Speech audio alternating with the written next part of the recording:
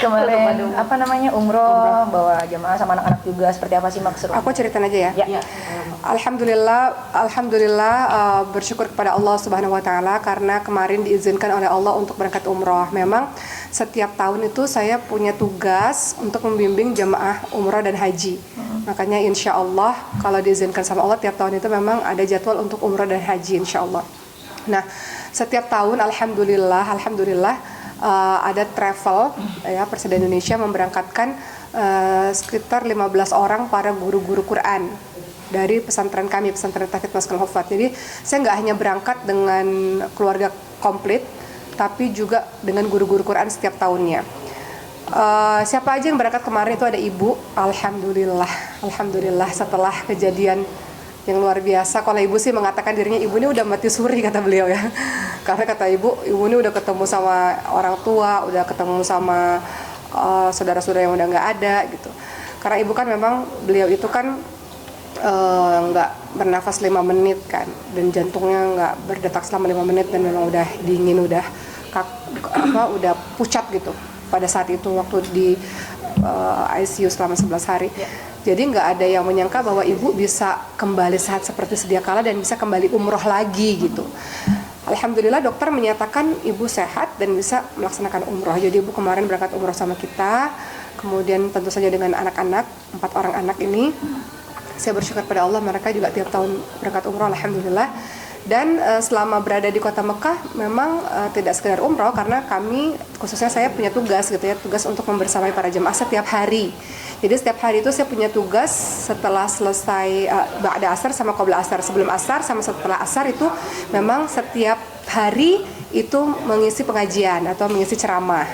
Di Madinah itu di pelataran Masjid Nabawi. Jadi biasanya dari travel lain mereka udah tahu tuh, oh mau kini adanya di pintu segini nih. Nah mereka biasanya datang gitu.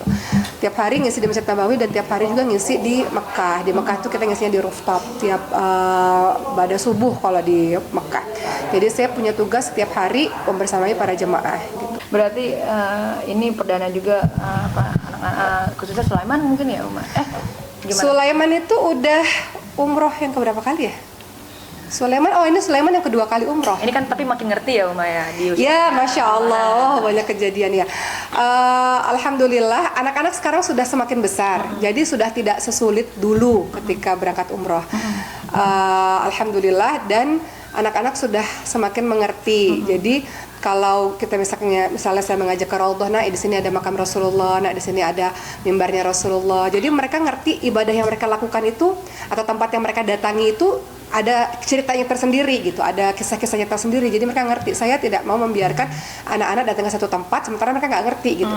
Misalnya mereka ke Bukit Uhud, mereka harus tahu dan saya nggak jelasin sendiri. Jadi biasanya teman-teman jemaah tuh pada bilang, wah Uma Oki jadi tour guide private untuk anak-anaknya sendiri gitu ya. Jadi biasanya anak-anak tuh akan saya jelasin gitu selama di perjalanan. Saya akan ngejelasin, atau sebelum perjalanan saya akan ngejelasin, kita akan ke Bukit Uhud, kita akan ke pemakaman Baqi, kita akan ke kubur Rasulullah, kita akan ke Raudhah. Jadi saya jelasin, kita akan tawaf. Nah tawaf itu maknanya seperti ini. Nah kita akan pakai ihram itu pakai maknanya begini. Kita akan sa'i, kita akan tahalul. Jadi anak-anak ini kan umurnya sudah 6 tahun ya, Ibrahim 6 tahun, 8 tahun dan 9 tahun. Jadi sudah harus mengerti tentang hal itu semua gitu. Jadi alhamdulillah anak-anak juga ngerti. Oh kalau misalnya sholat jenazah berarti pahalanya begini. Oh qabliyah ba'diyah ya harus dilakukan.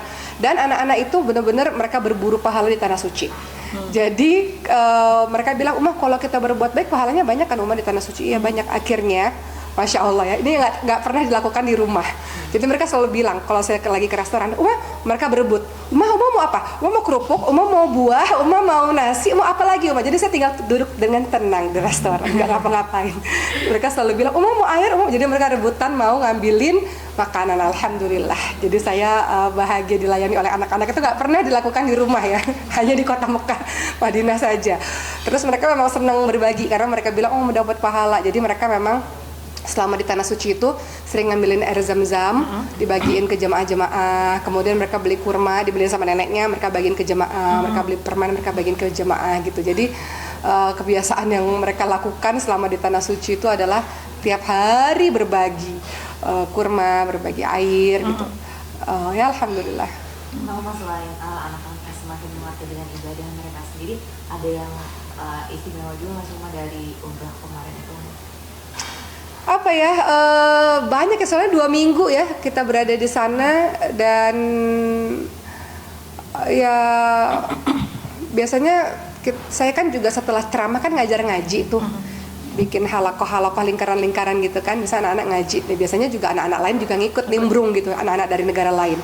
Alhamdulillahnya Maryam sama Khadijah ini kan udah lumayan bisa bahasa Arab gitu, jadi itu juga yang penting.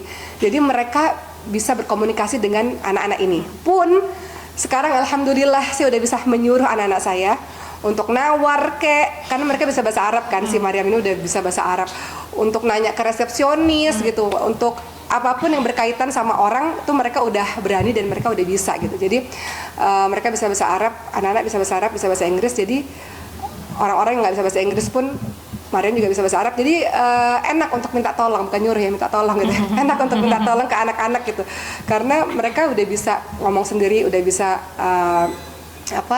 udah bisa nawar sendiri gitu pakai bahasa Arab, alhamdulillah. Jadi praktek bahasa Arab lebih banyak sih sebenarnya di sana.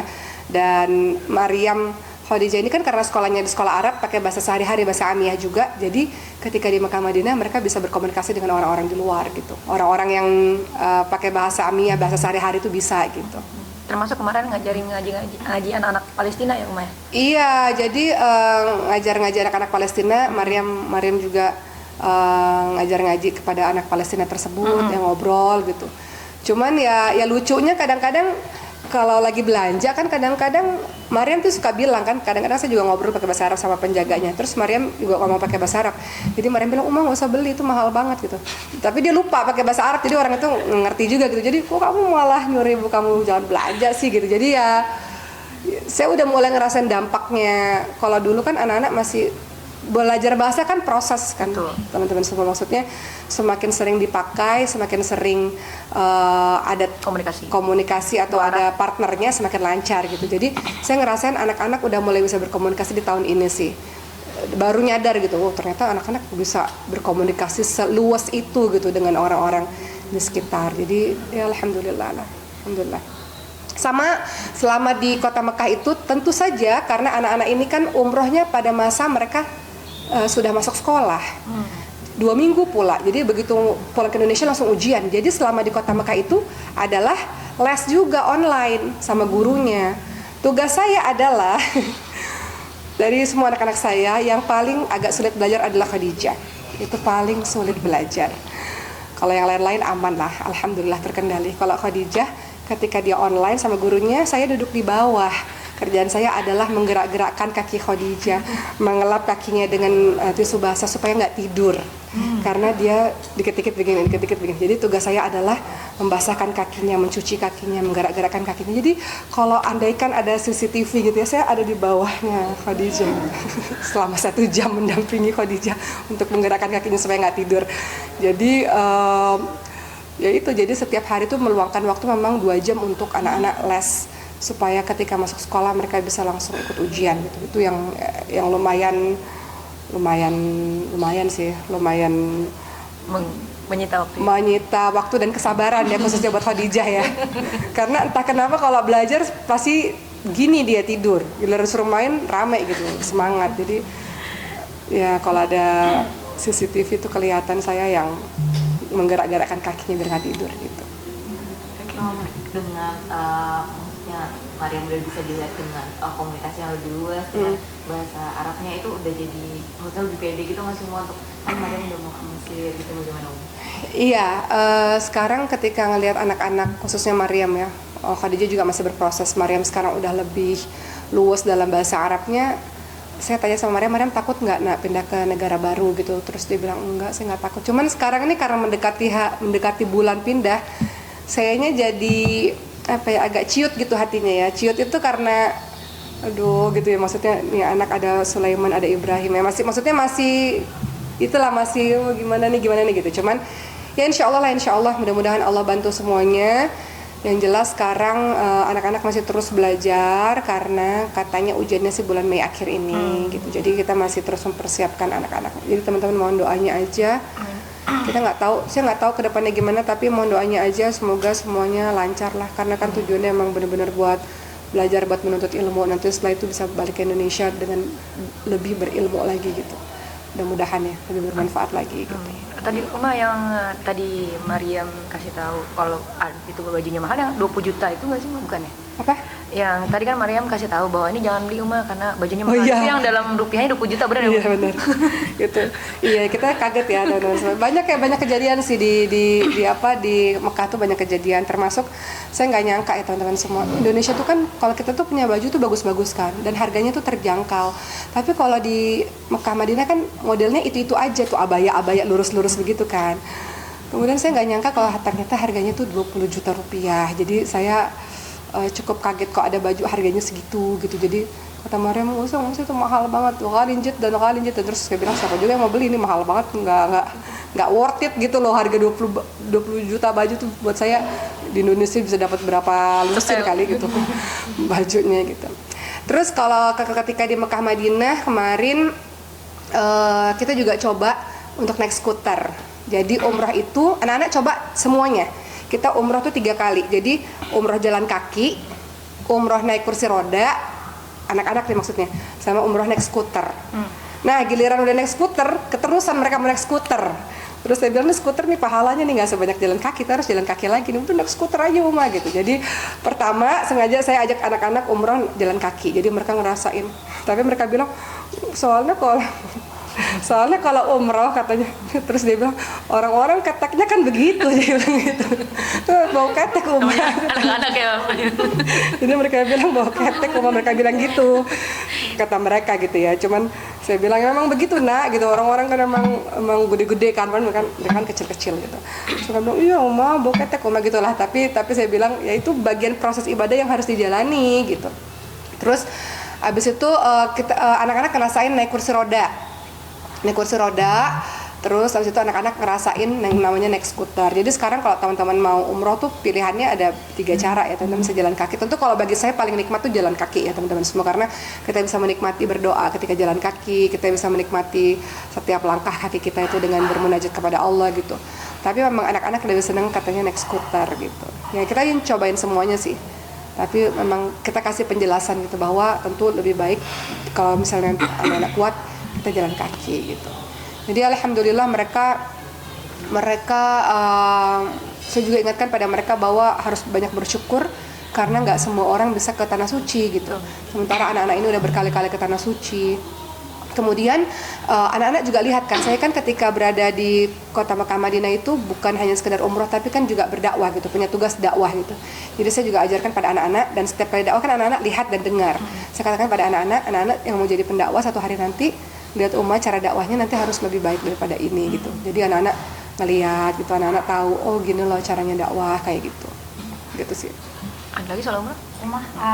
Ini ada nggak sih planning sama Mbak Cindy atau Ria Ricis untuk? Iya, insya Allah kalau Allah izinkan. Memang kan saya punya tugas ya tiap tahun itu mendampingi jemaah haji gitu. Sehingga di tahun ini insya Allah pada tanggal 12 Juni sampai saya pulang nanti 7 Juli insya Allah, saya, Cindy dan Ricis kita akan berangkat haji insya Allah. Teman-teman mohon doanya supaya Allah mudahkan, nggak ada halangan apapun. Allah panggil kami. Memang tahun ini kami berencana untuk berangkat haji bertiga insya Allah gitu, insya Allah. Berarti sudah ada persiapankah dari Uma dan adik-adik sendiri? Kalau untuk persiapan biasanya sih adik-adik akan bilang udahlah orang ntar hajinya sama Mboki ya, pasti langsung dijelasin sama Mboki gitu. Kalau disuruh ikut manasik mereka bilang ntar juga dijelasin sama Mboki, di samping kita kan Mboki gitu. Jadi ya mereka ngerasa punya private yang ngedampingin mereka kali ya. Jadi ya kalau persiapan nggak ada persiapan yang berarti sih, hanya saja memang kalau haji itu kan persiapannya apa ya, selain persiapan keuangan tentu saja kan, kedua kan persiapan fisik karena lama. Haji tuh capek loh teman-teman semua, jauh jalannya, berkilo-kilometer gitu ya. Tapi saya pikir adik-adik saya nggak ada masalah dengan itu, apalagi Ricis memang dia atlet, suka olahraga, nggak capek disuruh jalan berkilo-kilometer juga. sama paling persiapan ilmu, persiapan ruhiyah. Kalau persiapan ilmu itu untuk adik-adik sih saya bisa langsung, karena kita sekamar juga kan. Jadi kita tuh setiap hari sekamar bertiga hampir sebulan mungkin. Jadi adik-adik pasti kayak umrah kemarin banyak nanyanya ya di kamar gitu. Gitu. Mohon maaf Uma, ini berarti haji yang keberapa Untuk aku? Uma dan adik-adik mungkin? Kalau untuk Reci sama sini ini haji yang pertama. Masya Allah. Kalau untuk saya ini haji yang ketiga insya Allah. Amin, amin.